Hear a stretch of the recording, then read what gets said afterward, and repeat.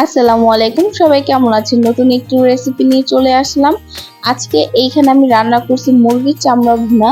মুরগির চামড়া ভুনা কিভাবে করলাম দেখতে হলে অবশ্যই পুরো ভিডিওটা দেখুন, না টেনে। চলুন রান্নাতে যাওয়া যাক।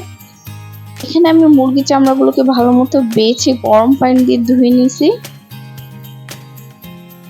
পেঁয়াজ দিয়ে দিব।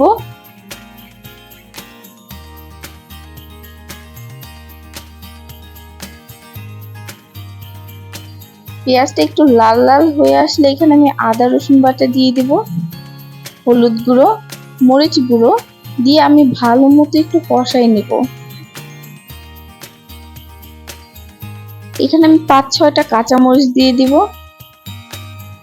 ৩টে তেজপাতা এবং কিছুটা পানি দিয়ে ভালো মতো কষাই নেব।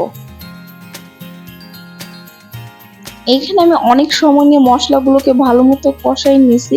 এখন এইখানে আমি যে মুরগির চামড়াগুলো ভালো মতো বেছে ধুয়ে রাখছিলাম সেগুলো দিয়ে দিব।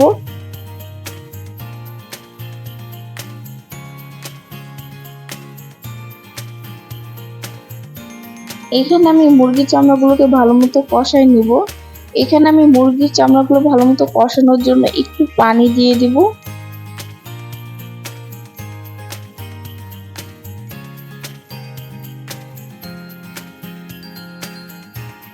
এখন একটু কষানোর জন্য ঢেকে দিব।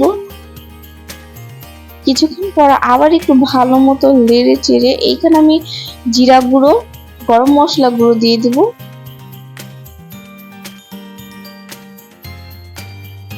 মুরগির চামড়াগুলো যাতে ভালো মতো সিদ্ধ হয়ে যায় এইখানে আমি একটু গরম পানি দিয়ে দিব। যেহেতু এটাকে আমি ভুনা করবো তাই আমি এখানে বেশি পরিমাণে পানি দিব না। এই মুরগির চামড়াগুলোকে আমি অনেক সময় নিয়ে কষাইছি তাই এখানে আমি একটু অল্প পানি দিছি। এভাবে মুরগির চামড়া অবশ্যই একবার বাসায় সবাই রান্না করে খাবেন। কিন্তু বেশিরভাগ মানুষের কিন্তু মুরগির চামড়া খুবই পছন্দ, কিন্তু বাছার ভয় বেশিরভাগ মানুষই মুরগির চামড়া ফেলে দেয়। আমি ঠিক বলছি কিনা অবশ্যই সবাই কমেন্টে জানাবেন। এইখানে মুরগির চামড়াগুলো ভালো মতো ভাজা ভাজা হয়ে আসলে আমি নামিয়ে নিব। মুরগির মাংস থেকে মুরগির চামড়া আমার বেশি ভালো লাগে। আমাদের ঘরে সবাই মুরগির চামড়া পছন্দ করে। আর যদি এইভাবে রান্না করা হয় তাহলে তো আর কোনো কথাই নাই। আমাদের মুরগির চামড়ার রেসিপি আপনাদের কেমন লাগছে অবশ্যই কিন্তু কমেন্টে জানাবেন। আমাদের ভিডিওটা যদি আপনাদের কাছে ভালো লেগে থাকে অবশ্যই আমাদের চ্যানেলকে সাবস্ক্রাইব করবেন এবং আমাদের বাঙালি রান্না পেজকে ফলো দিয়ে আমাদের ভিডিওটা শেয়ার দিয়ে অবশ্যই পাশে থাকুন নতুন নতুন ভিডিও পেতে। আজকের ভিডিও এই পর্যন্তই, সবাই ভালো থাকবেন। আল্লাহ হাফেজ।